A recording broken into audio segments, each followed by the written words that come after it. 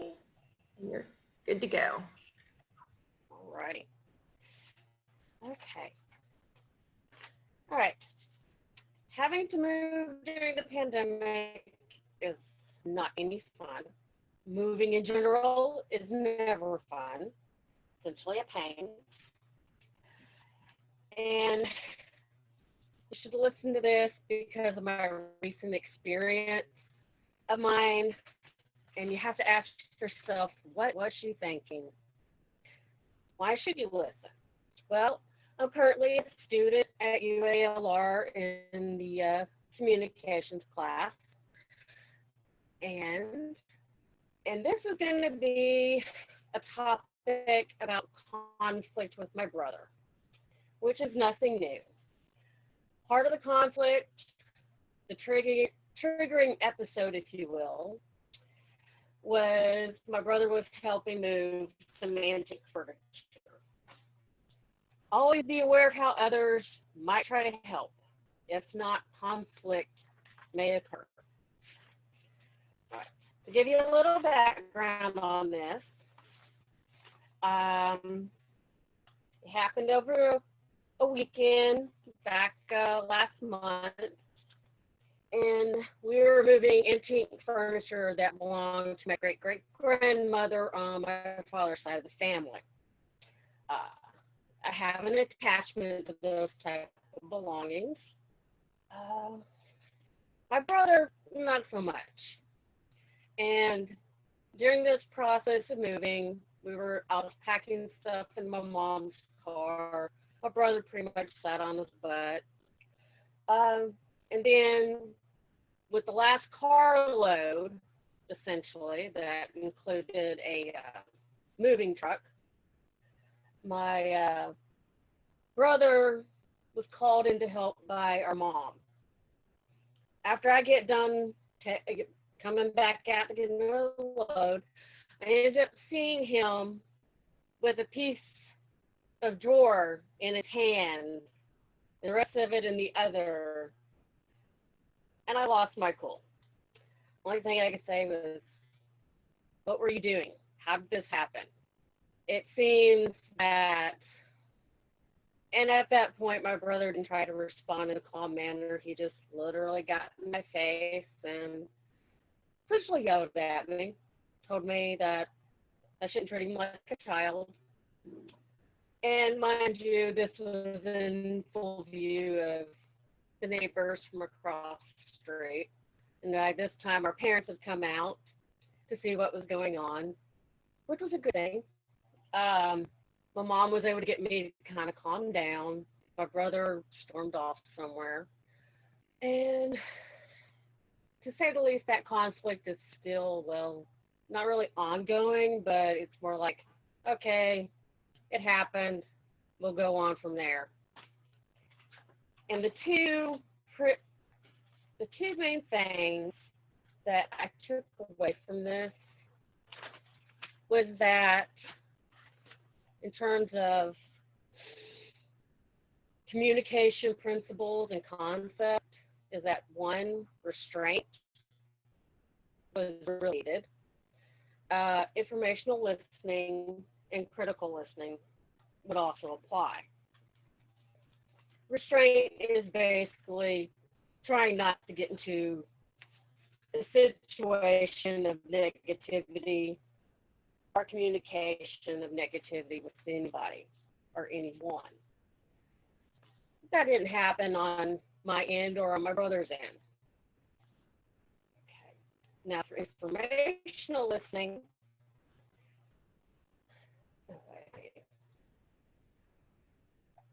all right.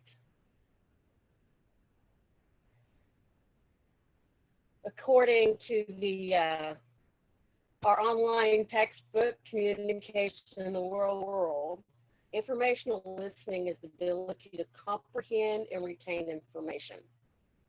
Eh, my brother wasn't really told how to do anything, so he ended up ignoring how I loaded the door into the vehicle, and the door got into two pieces. Um, And a visual example of this, my example is just informational listening, is that physical, visible observation also plays a part into this. If you're not knowing what's going on around you, you're not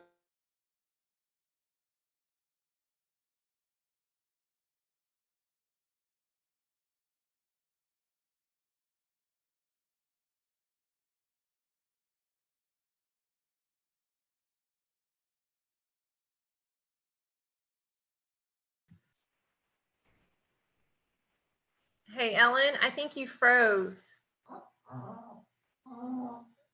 Does give somewhat if you like wave your hand if Ellen is frozen to you. Okay. Uh-oh. Can you hear me? but All right. Go ahead. okay. Probably end up having to do a little repeat of this. Informational listening is one of the concepts that I noticed in my case here, and it comes from our online text communication in the real world. That definition is the ability to comprehend and retain information. An example of this that illustrates this concept is how my brother ignored how the door was packed in the vehicle. He got it out in the opposite direction and then came apart. My example here illustrates this definition because listening just to the audio of what's going on, you also need to see what's also going on because some of that communication is visual, it's not just audio. The other communication concept is critical listening. It's defined in our lovely online textbook, Communication in the Real World. It's defined as analyzing or evaluating a message based on information verbally and can be inferred from context. Illustration of that is how I reacted to my brother when I came outside. I didn't know everything. I didn't know he had been told by my mom to help move. So I was very upset when I reacted.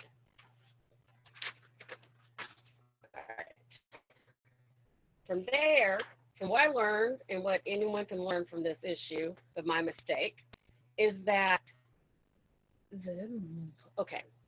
my brother is really, really good at a concept called